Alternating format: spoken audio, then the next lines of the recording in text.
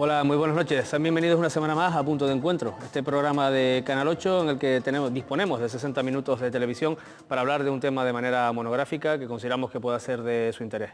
Antes de presentarles tanto el tema como los invitados que nos acompañan esta noche, sí quería recordarles nuestro correo electrónico.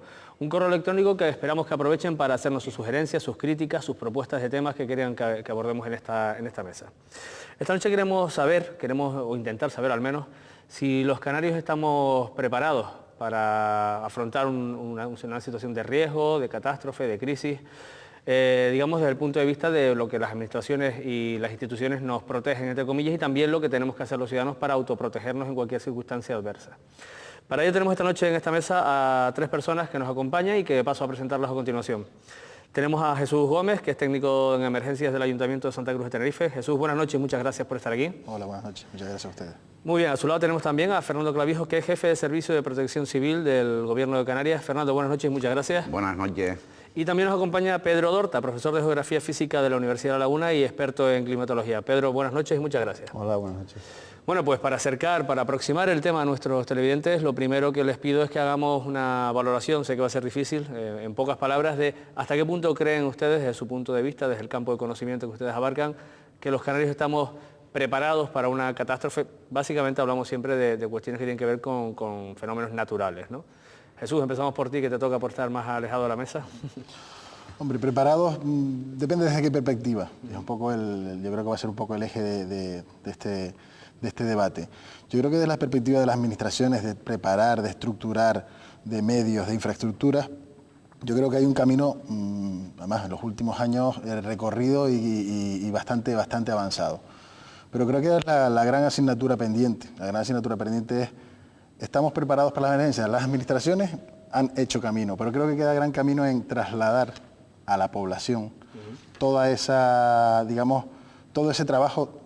Lleva 2 partes, conlleva, digamos, dos actores, por decir. Un actor está realizando la labor, pero ese actor importante, que es en parte uno de los pilares que hay que proteger, la población, debe de entrar en juego. Yo creo que esa maquinaria, ese engranaje, población, administración, todavía cojea. Yo creo que todavía cojea un poco y aprendemos un poco a golpes. Es decir, las experiencias, los golpes de las experiencias son los que nos hacen realmente preocuparnos por y empezar a tomar realmente medidas. Pero bueno, ya supongo que lo hablando en la próxima hora.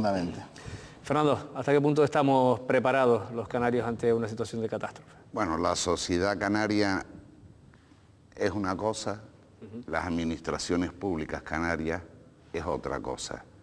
Y yo creo que no han coincidido. En primer lugar, es decir, el hecho de que los riesgos naturales son los riesgos más graves que históricamente han ocurrido en la comunidad autónoma de Canarias, los que más víctimas han generado. Por otro lado, estos riesgos naturales los podríamos subdividir, fenómenos meteorológicos adversos, geológicos, sísmicos, terremotos, etc.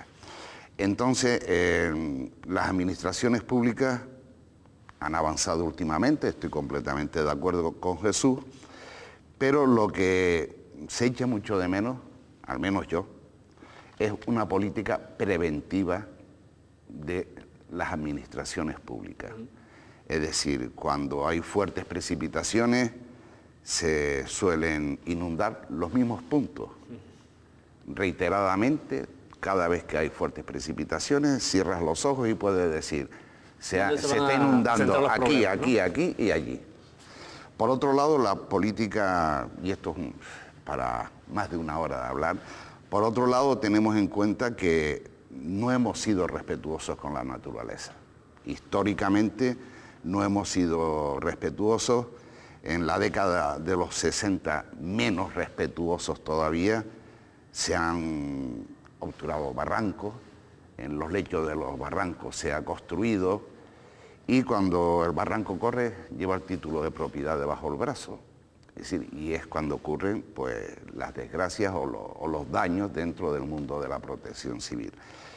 Pero por otro lado también los ciudadanos tampoco han colaborado, es decir, en tener una política preventiva. Si tú construyes al lado de una fuga o de una montaña, no esperes que cuando llueva te caigan flores, te caerán piedras. Lamentablemente eso lo hemos comprobado en toda... Ha habido cierto nivel de inconsciencia, ¿no? En eso, en parte de la, sí, parte de la más sociedad. que de inconsciencia, de desconocimiento del riesgo. Y luego también, bueno, pues por otro lado, ahora estamos en otra esfera, ahora, bueno, pues funciona lo que se llama la alerta precoz en determinados riesgos, y también las administraciones avisamos con tiempo suficiente, con las alertas máximas o prealerta, es decir, que ahora estamos en otra situación. ¿Qué sucede en esa situación? Que hace falta también en el ciudadano una cultura de la autoprotección. Es decir, ya hablaremos protegerse. tanto de autoprotección como de las alertas, también es un fenómeno curioso, si me permites utilizar la palabra fenómeno. ¿Cómo no? Pero bueno, quería conocer también, Pedro, desde tu punto de vista, en qué momento estamos en cuanto a la prevención ante catástrofes, además por el campo de conocimiento que tú abarcas, sobre todo naturales, ¿no? En el caso de la climatología. Sí, yo creo que no hay ninguna sociedad en el mundo que esté preparada al 100% para poder defenderse de cualquier peligro de tipo natural o no natural, tecnológico o antrópico. Tenemos ejemplos bastante desgraciados, como es el caso de Katrina, en la sociedad más avanzada del mundo, y hubieron 1000 muertos y un montón de pérdidas, ¿no? Entonces, claro, este es un mundo dinámico donde tenemos que estar moviéndonos constantemente porque todo va cambiando constantemente y el no poder afrontar un peligro no es más que la expresión de la insostenibilidad de nuestra sociedad. Entonces, ¿dónde estamos? Pues es muy difícil de responder a esa pregunta. Efectivamente, desde las administraciones se han hecho esfuerzos, todavía quedan muchas cosas por hacer, pero es cierto que no hay una conciencia real de la sociedad canaria de los peligros a los que se encuentra expuesta, y de hecho, si nosotros pues vemos las estadísticas meteorológicas o climáticas, podemos observar cómo Canarias bate récord en muchos peligros, y sin embargo la gente piensa que nosotros vivimos en un medio de eterna primavera y demás. Paraíso. Que no deja de ser cierto, pero no hay que recordar que hay una máxima en este tipo de cuestiones, que es cuanto menos frecuente es un peligro, más peligroso es. Entonces, ese es el problema. Retomo la pregunta, la aseveración que hace referida a que las administraciones públicas han hecho parte de la tarea. Lo que les traslado a los tres, han hecho toda la tarea, ¿qué es lo que falta por hacer? Si quieres seguimos contigo y le damos la vuelta a la mesa. Pedro. Bueno, ¿Qué falta bajo tu punto de vista, desde las administraciones, qué falta por hacer? Bueno, las administraciones en realidad somos todos, es decir, la sociedad canaria, las administraciones son respuesta de la sociedad canaria, nosotros somos los que votamos. Efectivamente se ha hecho un esfuerzo, eso es indudable, por supuesto, y como decía muy bien Jesús, en gran medida a base de shock, de golpe. No tenemos más que recordar pues el 31 de marzo en Santa Cruz, o Delta, o las lluvias de enero del 99, en fin. Efectivamente el gobierno de Canarias ha hecho un esfuerzo importante, pero quedan muchas cosas por hacer, y fundamentalmente, desde mi punto de vista, lo que más queda por hacer son dos cuestiones. Por un lado, lo que es la educación, la conciencia, la educación ambiental en este campo. Los niños, por ejemplo, nuestros hijos podrían aprender en el colegio las cuestiones básicas de los riesgos, y no se hace. Eso por un lado. Y por otro lado, falta trabajar fundamentalmente a escala local. Los ayuntamientos, la escala local es fundamental, no lo digo yo, lo dicen las Naciones Unidas, es el lugar en el que se tiene que trabajar para poder afrontar los peligros, ¿no? Digamos donde están más cerca administraciones, claro, y ciudadanos. Y en la escala local además es donde realmente participa la ciudadanía. La ciudadanía tiene una relativa lejanía del gobierno de Canarias o de un cabildo, pero sin embargo esos ayuntamientos están mucho más cerca. Con lo cual si participa la ciudadanía, pues evidentemente el plan o lo que salga de ahí será mucho más real, y la gente será corresponsable de ese plan. Fernando, las administraciones públicas, hacer un poquito de autocrítica en ese sentido, ¿qué es lo que les falta por hacer en Canarias para tener un panorama, digamos, un poco más controlado referido a la actuación ante catástrofe? Hombre, yo sigo la línea de Pedro, no cabe la menor duda que la administración local es la más cercana al ciudadano, la más próxima a él, y no digo que sea la que lo pueda educar mejor, pero sí es cierto que en las políticas municipales, si hubiera una cultura de la prevención y de la seguridad, una mayor preocupación, no cabe la menor duda que se evitarían, pues bueno, pues la materialización de algunos riesgos que aunque no conlleven vidas humanas, conllevan daños. ¿Y qué hace falta para que los municipios, hombre, supongo lo dices porque conocerás casos concretos, pero bueno, ¿qué hace falta para que los municipios, digamos, se pongan a trabajar, se pongan el mono de faena en este asunto? Pues para que se pongan las pilas, sí, por decirlo de alguna forma. Lo que falta es algo que dijo antes Pedro, es decir, aprender de los golpes. Lamentablemente vamos aprendiendo de los golpes. Yo sí puedo decir que de 88 municipios que hay en la comunidad autónoma, apenas 8 tienen planes de emergencia. Por eso lo decía, porque habrá que empezar por alguna parte, ¿no? Y primero que sientan la necesidad de tener, por ejemplo, algo fundamental. No como llega a 8, Ni siquiera 8 llega. Yo que conté sobre la marcha, no voy a nombrar ninguno, pero los puedo nombrar todos, conté sobre la marcha, ¿no? No llegan a 8. Bueno, no, que desde no llegan menos de 10, seguro. No, seguro. Menos del 10% de los... Bastante menos del 10%. Y hombre, y decimos, oye, un plan de emergencia. Bueno, plan de emergencia es que es una herramienta de trabajo. Por un lado es el organigrama jerárquico y funcional con el que vas a trabajar. Y por otro lado también es la preparación de los colectivos, los grupos de acción que intervienen en la emergencia. Si no tienes esa pequeña herramienta de entrada, saber qué hacer, dónde hacer y cómo hacer. Eso digamos que explica que a veces ocurran cosas en determinados municipios que lo primero que se hace es levantar el teléfono para que venga papá gobierno o papá cabildo o quien sea a solucionar el problema, ¿no? Por ahí. Efectivamente, por ahí va la situación y no cabe la menor duda de que si los municipios, porque los cabildos están un poco más alejados, también tienen sus competencias y sus responsabilidades, igual que la comunidad autónoma, igual que el Estado. Es decir, aquí todas las administraciones públicas estamos implicadas dependiendo del ámbito competencial de cada una. Pero si no empezamos por abajo, es decir, por el municipio, continuamos con los cabildos, comunidad y Estado, es decir, mal nos puede ir, porque efectivamente papá gobierno no puede abarcar ni atender todo, y yo creo que ahí sí que un llamamiento a los municipios para que asuman una responsabilidad que tienen por ley, por un lado, y por otro lado, para que tutelen a los ciudadanos que están bajo su órbita natural. ¿Qué opinas, Jesús, sobre esto, sobre la tarea pendiente de las administraciones? En ese sentido, a mí me toca de cerca lo que es la administración local, y es curioso, hablamos de papá de gobierno, la exigencia que se da a menudo, exigencia de tú, papá gobierno, papá administración, me tienes que proteger, me tienes que informar, ¿se acuerdan?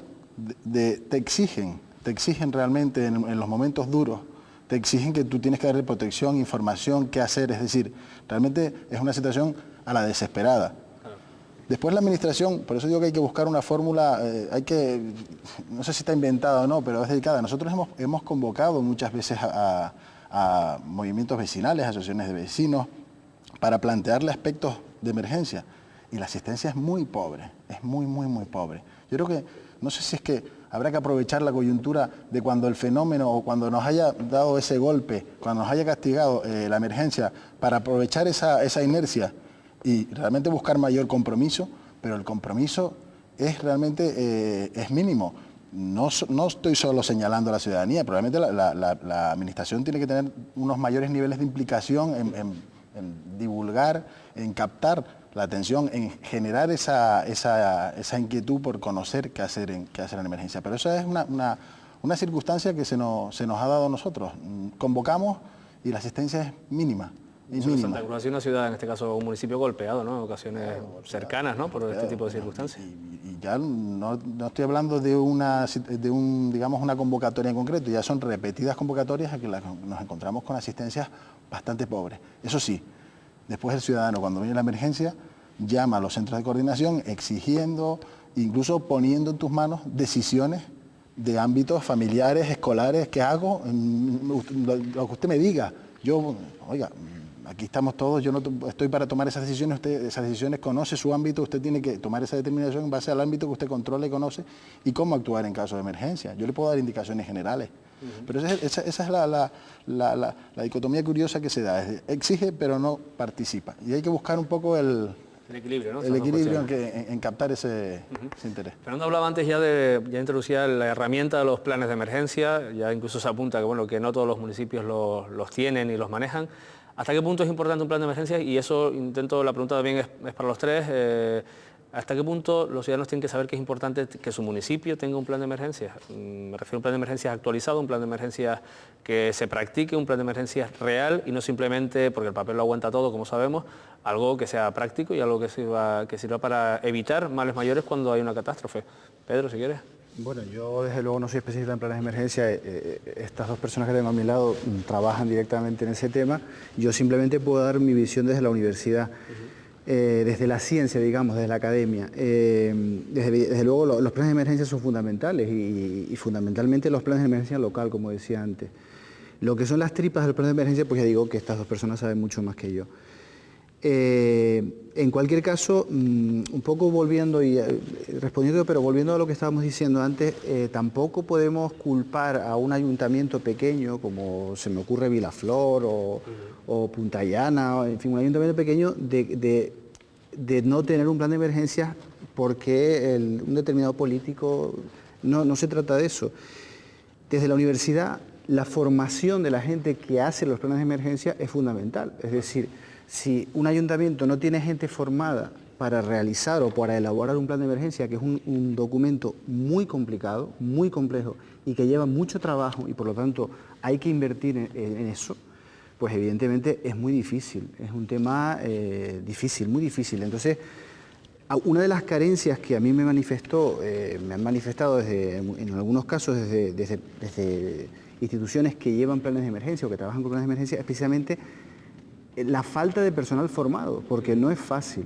Entonces, esa es una gran carencia que hay que hacer y de hecho, en buena medida, el retraso de esto, que ya llevamos, pues desde el año 97 que comenzó el Plateca, pues ya llevamos unos cuantos años de retraso, la formación juega ahí un papel importante, ¿no? ¿Y desde la universidad ahí cómo están afrontando, por lo menos a la hora de generar esos profesionales formados? Bueno, la universidad tuvo una iniciativa hace unos años y que quisimos hacer un máster en todo lo que es la gestión del riesgo, porque estamos hablando de emergencias, pero realmente mi visión va un poco más allá, ¿no? Es decir, desde mi punto de vista tendríamos que hablar de todo lo que es el ciclo del riesgo, el antes, el durante y el después, no solamente el durante. Sí, no solamente el momento puntual en el que estamos con el agua al cuello. Entonces la universidad intentó, pues bueno, montar un máster, no tuvimos el apoyo que esperábamos que íbamos a tener y ese máster no existe. Existe en la Universidad de Las Palmas un grado en emergencias, pero es un grado en emergencias, no es un grado en el riesgo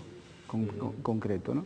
Entonces, claro, es un tema multidisciplinar, por lo tanto, pues hay un montón de profesiones que trabajan ahí, un montón de químicos, físicos, geólogos, geógrafos, sociólogos, es decir, es un tema muy complicado. Entonces, no es fácil. No es fácil, es un trabajo de toda la sociedad, de las administraciones y de la sociedad, y como decía muy bien Jesús, muchas veces la gente, la ciudadanía solo se preocupa de votar cada 4 años y no exige nada más, o solo exige cuando les llueve en su casa, y habría que ir un poco más allá. Fernando, los planes de emergencia a grandes rasgos y a lo mejor no de forma absolutamente teórica. ¿Qué es lo que es un plan de emergencia y para qué sirve? Antes lo pincelé un poco, es una herramienta de trabajo.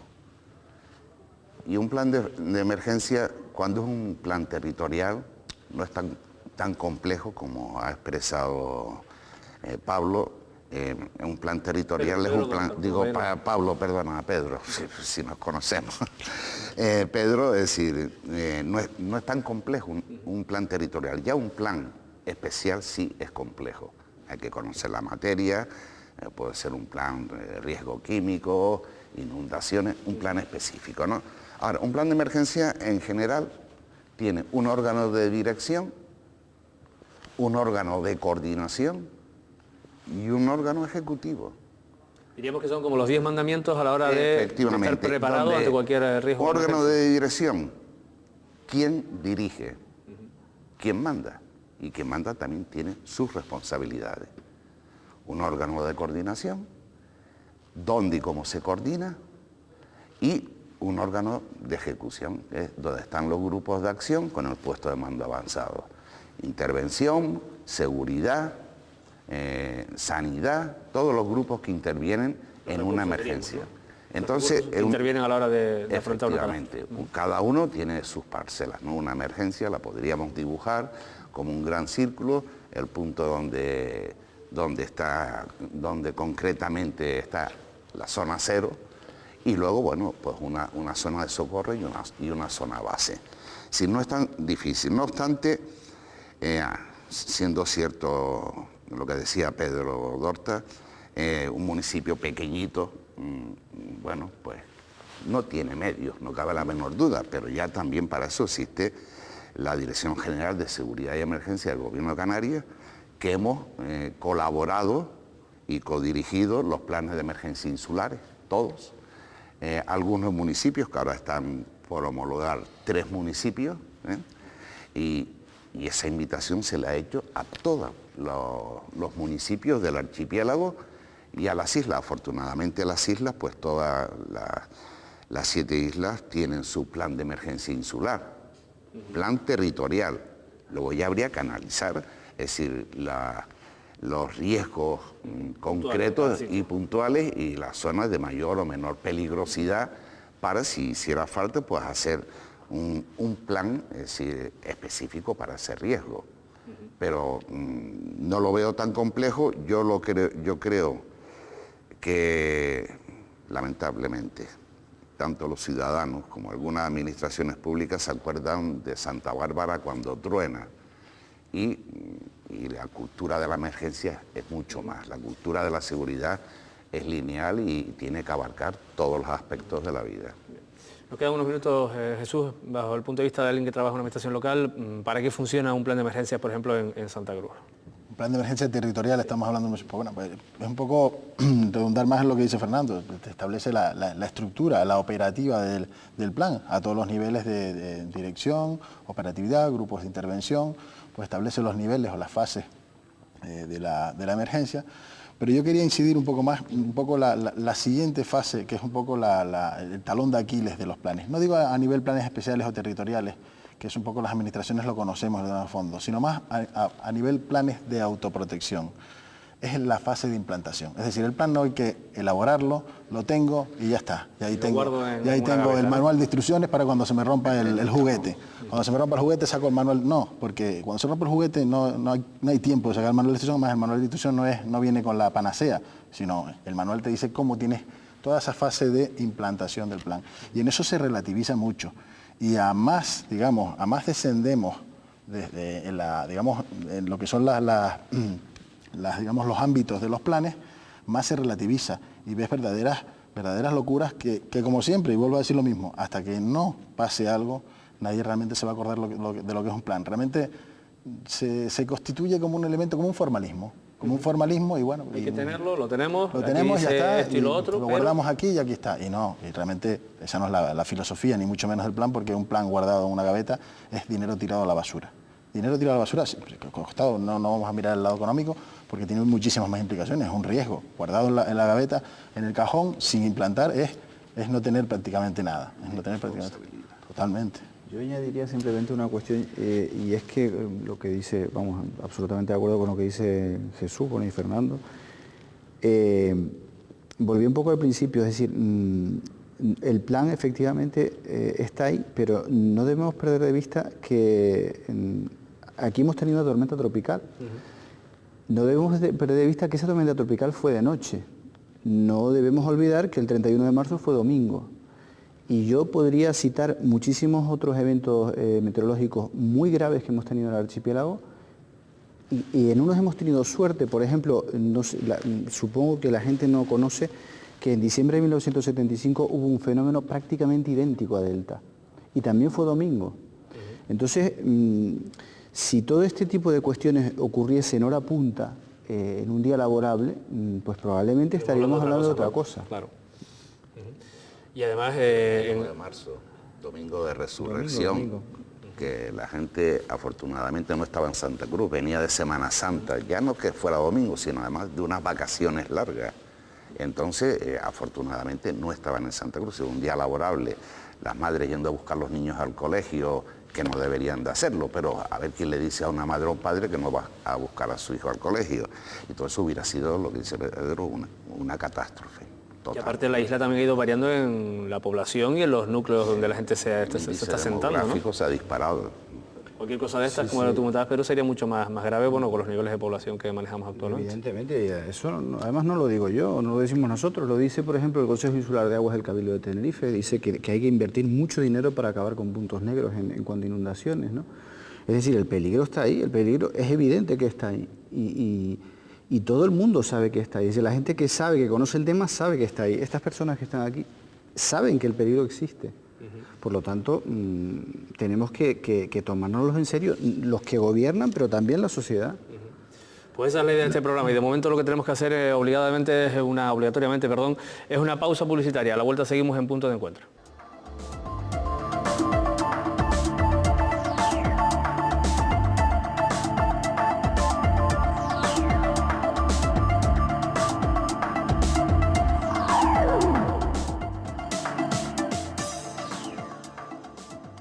Buenas noches, seguimos en Punto de Encuentro, abordando el tema que nos ocupa esta noche, que tiene que ver con, bueno, si estamos preparados para afrontar algún tipo de catástrofe, emergencia o situación de riesgo que, bueno, que nos puede, digamos, sobrevenir en cualquier momento.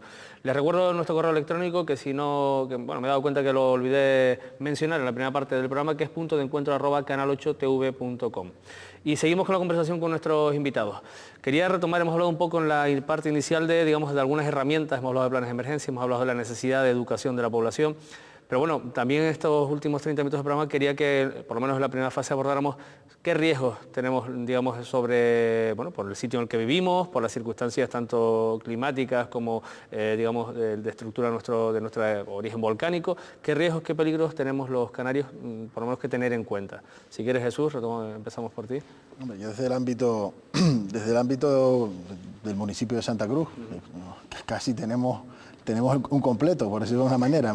Incendios forestales, que tenemos masa forestal, quizás es el más un poco por la idiosincrasia de Anaga, pero no hay que dejarlo de lado, ni mucho menos. Yo creo que tenemos un completo. Tenemos, pues, evidentemente, el más, digamos, visible, de decirlo de una manera, que es el riesgo químico por tener una industria química como es la refinería y otras adyacentes junto al puerto. Los fenómenos meteorológicos son los que, digamos, más nos visitan, por decirlo de alguna manera, pero bueno, hay otros que parecen, que a simple vista no son riesgos o no generan riesgos, pero son concentraciones humanas, como pueden ser unos carnavales. Y bueno, y el riesgo volcánico, aunque realmente por cercanía vivimos en la isla y no hay que olvidar ese riesgo volcánico, pero bueno, un sinfín de ellos al que bueno, la mayoría de los casos están planificados, estamos pendientes, nosotros somos conscientes a lo que estamos expuestos, pero bueno, de momento quizás la parte meteorológica es la que más nos ha castigado, pero bueno, no debemos olvidar todo y muchos más que se quedan. Claro, no se trata de preocupar a nadie, pero bueno, sí por lo menos que la gente, bueno, tenga pendiente algunas de las cosas. Saber con el riesgo que convive. Claro, lo que hablábamos antes, la cultura de la prevención. Si queremos que, digamos, que se implique la ciudadanía, no se va a implicar no ocultándole el riesgo, estamos caminando en sentido contrario, es decir, es informar con realidad el riesgo al que estamos expuestos para que todos saber actuar y cómo proceder en caso de que ese riesgo se materialice. Fernando, así además de la perspectiva más global, autonómica, diríamos, de qué riesgos son los que tenemos que tener en cuenta los canarios. Bueno, al fin y al cabo vivimos donde vivimos el riesgo es la posibilidad de que un peligro se materialice y haga daño. Es decir, los podemos decir, como decía, todos. Uno con mayor severidad, otros con mayor probabilidad y menos severidad, como dijo antes muy bien Pedro, es decir, contra más alejado en el tiempo viene un fenómeno, es más duro. Es decir, la severidad y la probabilidad pues son diferentes. ¿Qué pasa con esto? Bueno, lo que no podemos hacer bajo ningún concepto y desde mi punto de vista es la política del avestruz. No veo, por lo tanto no siento y no pasa nada.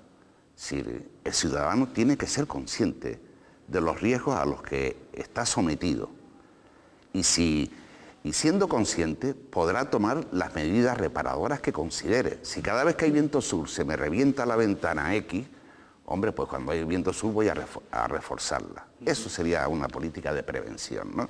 Entonces yo creo que es importante que los ciudadanos sepan que existen determinados riesgos y que están sometidos a ellos. ¿Cómo cuáles? Por ejemplo, por enumerar algunos, por ser un punto... Pues bueno, yo creo que enumerar podríamos hacer un listado larguísimo, unos más severos, otros menos... Digamos los que más nos pueden afectar, ¿no? Los que más nos afectan normalmente son, bueno, en verano tenemos los incendios forestales, y en invierno, así, simplificando muchísimo, los fenómenos meteorológicos adversos. Luego existen otros efectos dominó. Hombre, si el incendio forestal se mete por una zona en la interfaz urbano-forestal, pues genera más daño. Si los fenómenos meteorológicos adversos son fuertes, de orden de 200, 300 milímetros al día, si ya tenemos muchos desastres al respecto, pueden potenciar los movimientos de ladera, pueden potenciar, bueno, pues la obstrucción de barrancos, grandes inundaciones, etcétera, etcétera. Esto están todos concatenados, ¿no? Es decir, es un efecto dominó. Estos dos son, digamos, los más generales.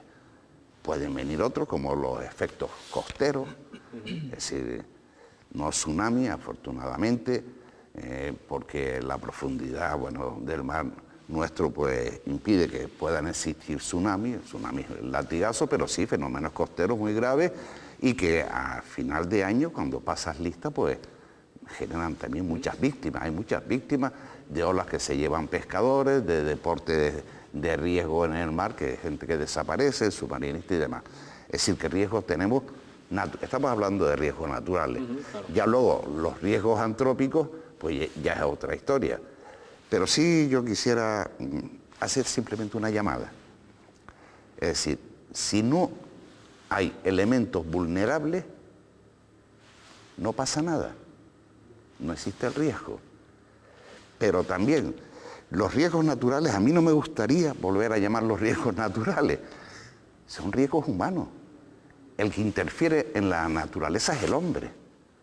Si la naturaleza tiene su dinámica, bueno, pues esa dinámica es interferida por el ser humano, por el hombre, por construir, como hablábamos antes, en determinados puntos que son muy vulnerables y zonas de alta peligrosidad, por crear, es decir, o colocar establecimientos de alta peligrosidad, como pueden ser ya no solamente refinerías, y no estoy hablando del archipiélago, sino también en general, refinerías, zonas de almacenamiento de hidrocarburos, etcétera, en determinados puntos. Al mismo tiempo, muy cerca de las ciudades, pues bueno, pues productos tóxicos, los puertos, la contaminación marina, es decir, el hombre es el que interfiere. Y una pregunta, Fernando, en el tema, por ejemplo, estas islas son de origen volcánico, el tema volcánico, por ejemplo, es algo que también vivimos muy de espaldas, ¿no? A una posible erupción, a los terremotos que pueden ir asociados o movimientos sísmicos. Bueno. ¿Eso cómo lo tenemos? Vamos a ver. Los movimientos sísmicos asociados al riesgo volcánico nunca son de gran escala. Comienzan con tremores y luego, bueno, puede haber movimientos sísmicos frecuentes, ¿no? de 2 o 3 en la escala de Richter. El riesgo volcánico. Efectivamente, Canarias ha vivido y vive del volcán, pero de espaldas al volcán. Eso es una realidad. No obstante, es decir, han habido 19 erupciones históricas en el archipiélago canario, repito, históricas, que están datadas, y solamente hubo una víctima. Bueno, el volcán de San Antonio, por una pintura, dicen que también hubo una víctima, y ambas no por efecto del volcán, sino por acercarse. Él teneía conforme estaban los gases, y murió pues por inhalación de gases. Es decir, que en 19 erupciones históricas no han habido fallecidos, ni uno. Han generado daños y han generado... Ahora vamos. No han generado daños y sí han generado riqueza. No obstante, también no es menos cierto que la población de hoy, casi 2 millones de habitantes, no es la de hace 100 años, ¿no? Es decir, la recurrencia. Los efectos serían diferentes. Serían completamente diferentes, posiblemente, pero el riesgo sísmico, bueno, está totalmente descartado a esos niveles, el máximo, un 5,3, el máximo que se ha registrado, y además fue no hace mucho, creo que fue en el 89, en el 89, si no recuerdo yo tampoco mal. Entonces, estos dos riesgos, aunque no cabe la menor duda que el riesgo a nivel mundial que más víctimas genera son los terremotos, el segundo son las inundaciones y el volcánico está muy alejado, porque el tercero son los movimientos de ladera. Es decir, que a esos niveles yo no quiero tampoco que los ciudadanos canarios, y perdona Félix, que los ciudadanos canarios se asusten o cunda el pánico. No, lo que tiene está ahí, supongo. estar pendiente, y en el riesgo volcánico lo primero que hay que hacer es evacuar la zona. Es decir, lo que no vamos es a pelearnos con el volcán.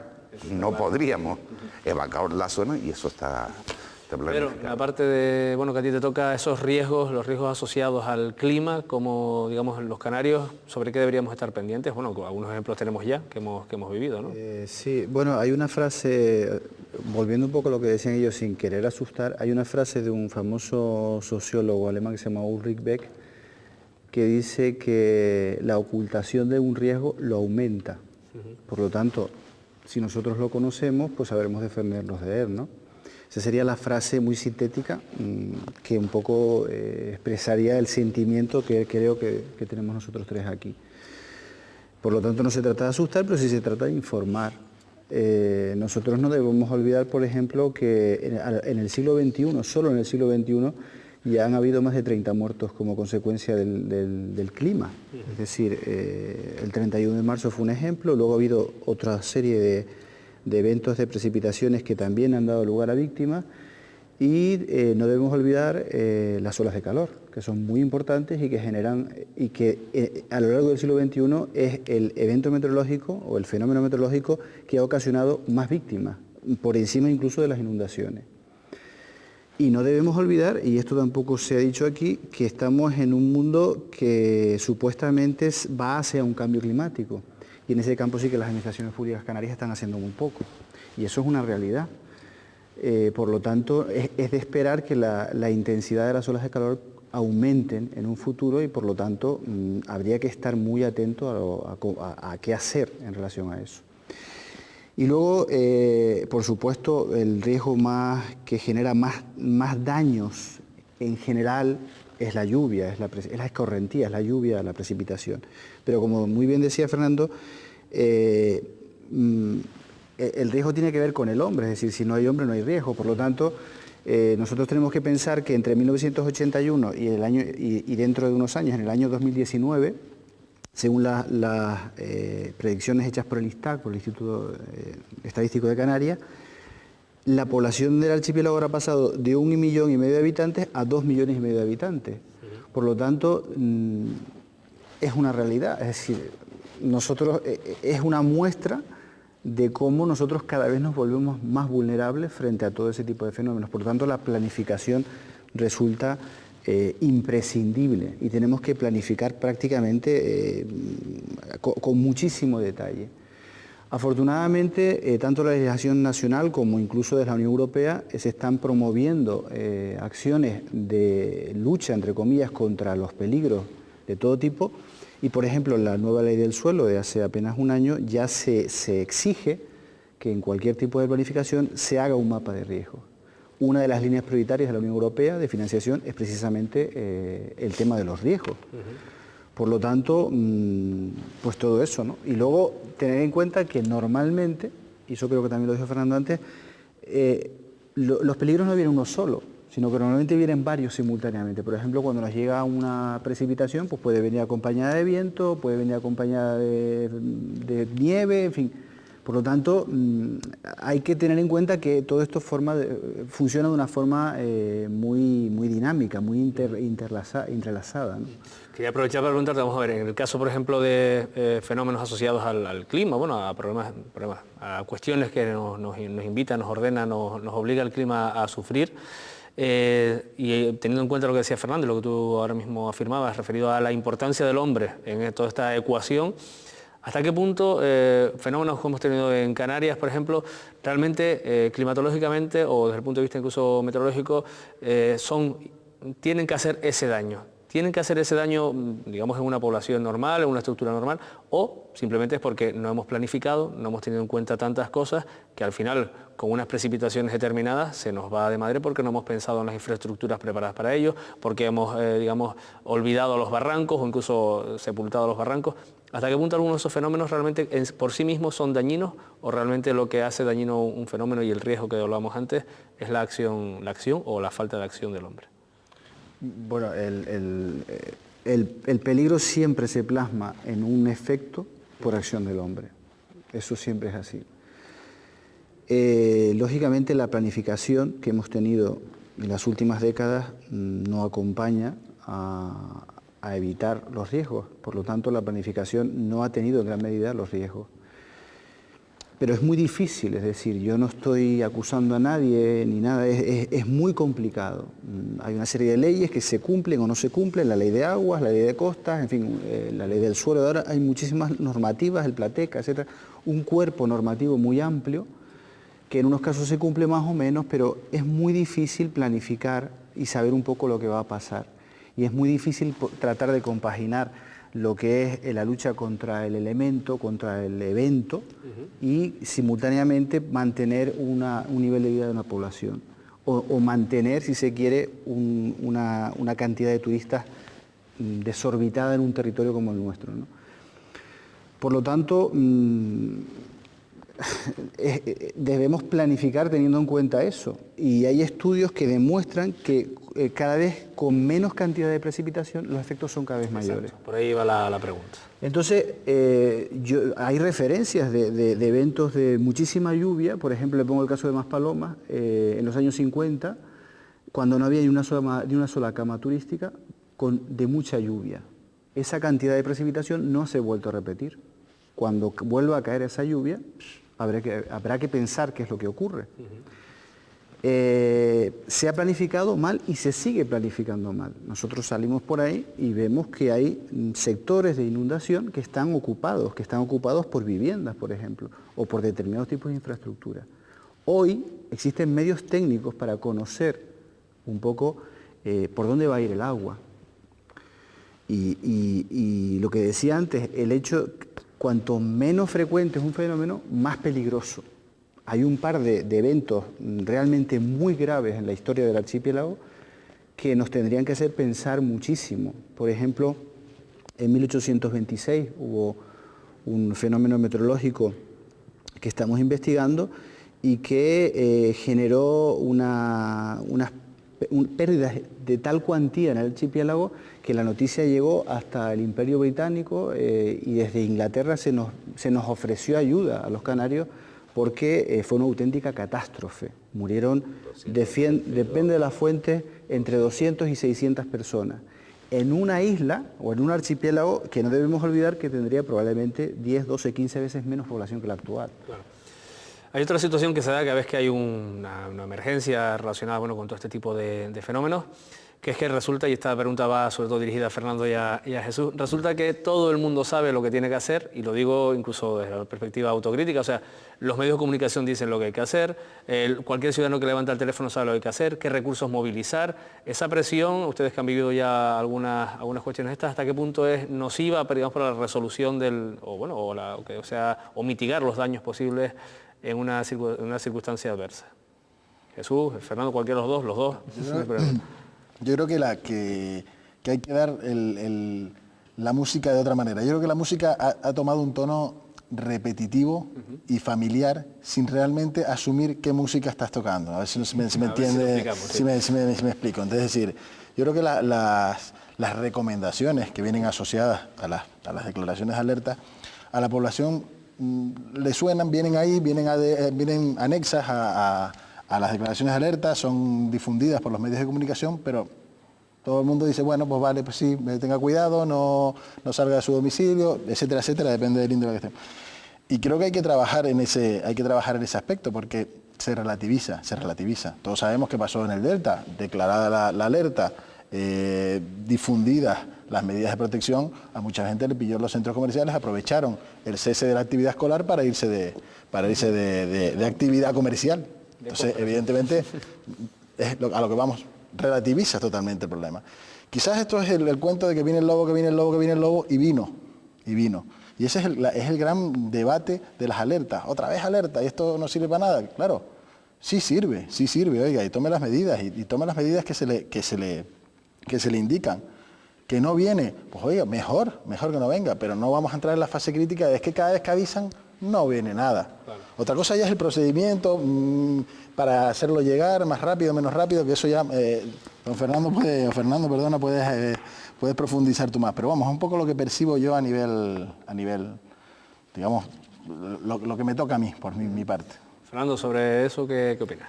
Bueno, sí, hombre, yo en el contenido de lo que acaba de decir Jesús estoy totalmente de acuerdo. ¿Qué sucede? En primer lugar, ¿cuáles son las fases? La dirección general, es decir, y siendo conscientes de lo que hemos hablado los tres, pues consideramos que los fenómenos meteorológicos adversos necesitaban un plan específico, dada el daño que genera unos u otros a lo largo de todo el año en la comunidad autónoma. Es decir, que era digno de un plan, aunque no estuviera en la norma básica, por eso lo llamamos específico, ¿no?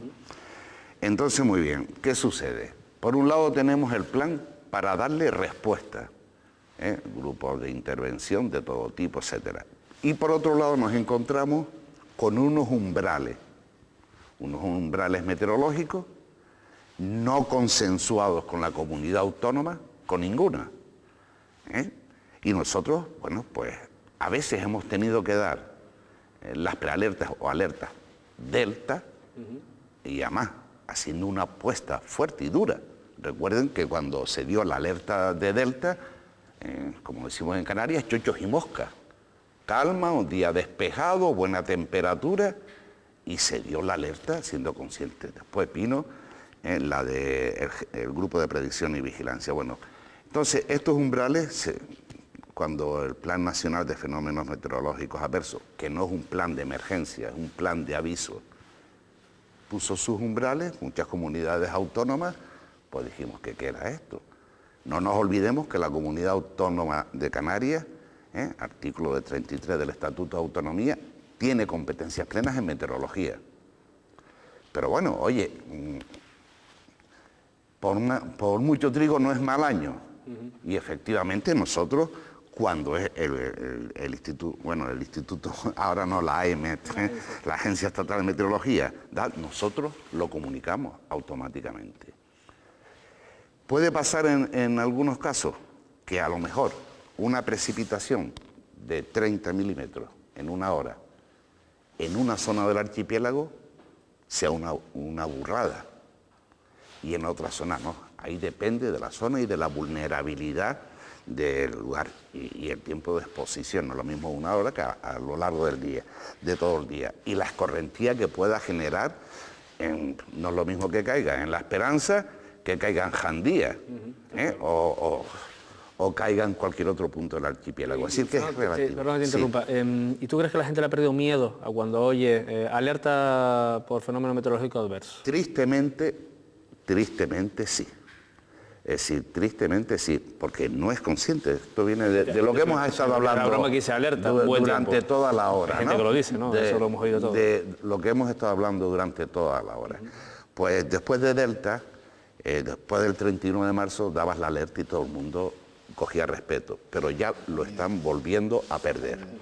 Lo están volviendo a perder tristemente. Entonces, nos vamos a encontrar un día con un problema, es decir, de que lo que pasó en Delta, lo que dijo antes Jesús, oye, que quedaron bloqueados en el Corte Inglés y pasaron toda la noche allí. Eso es una irresponsabilidad, pero además incluso familias con niños. Yo puedo recordar el año pasado, en enero, las fuertes nevadas que fueron las lluvias torrenciales en el Hierro y demás, y se quedaron bloqueadas casi 300 vehículos en el Teide. Mucho novelero. Pero además con la carretera cortada. Eso es irresponsabilidad.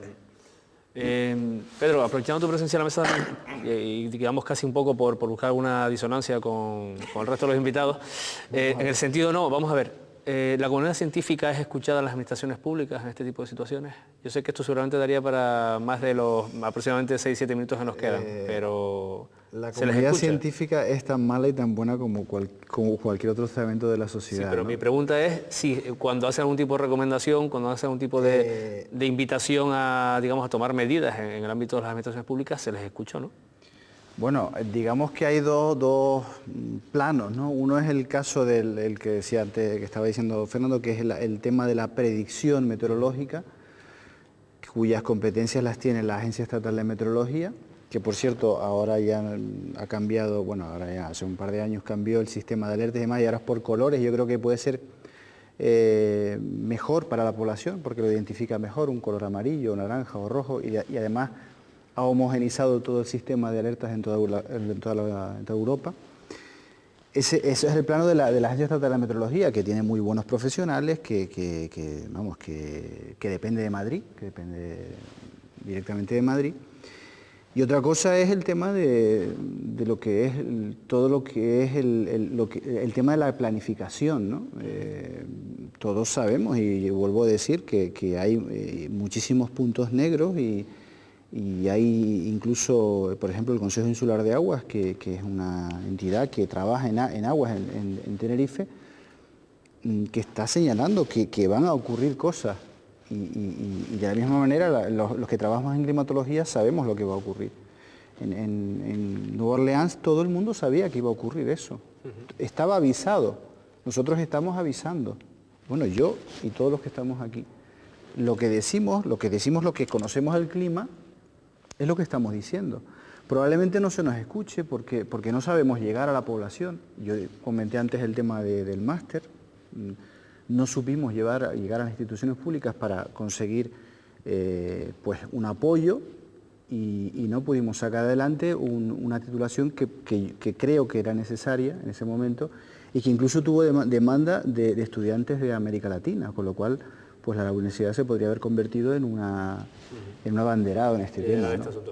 Nos queda un minuto y yo no quería por lo menos hacer una pregunta que espero que respondan de forma muy corta, referida al tema de los niveles de lo que digamos la cultura preventiva, si tenemos cultura preventiva o no en Canarias, que quien haya visto el programa entero puede sacar sus propias conclusiones, pero sí quería una respuesta corta de cada uno de ustedes sobre la cultura preventiva. ¿En qué punto estamos, Jesús, bajo tu punto de vista sobre cultura preventiva? Yo creo que estamos en un punto en que estamos dedicados a nivel de administración, muy avanzados en contingencia, en reacción ante la emergencia.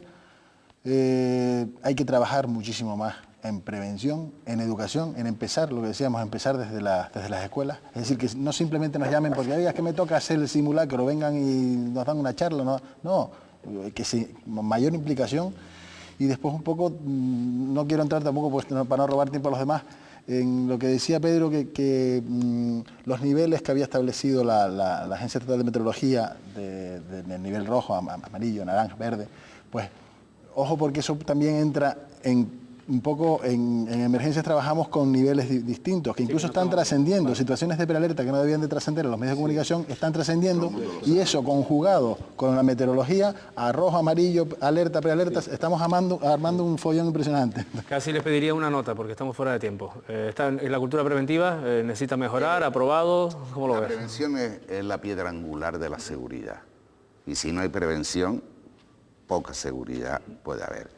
Es una asignatura pendiente en muchas administraciones públicas, es una asignatura pendiente en los ciudadanos y no nos olvidemos que si trabajamos en la prevención, mitigamos los daños, que es, al fin de cuentas, de lo que se trata. Pedro, una última... Yo creo que hemos primado lo urgente frente a lo importante. Es decir, hemos incidido en la protección civil y no hemos incidido en la planificación y la formación. Muy bien, pues aquí lo tenemos que dejar. Por nuestra parte nada más, esperamos que el programa haya sido de su interés y contar con ustedes la semana que viene aquí en Punto de Encuentro. Buenas noches y muchas gracias.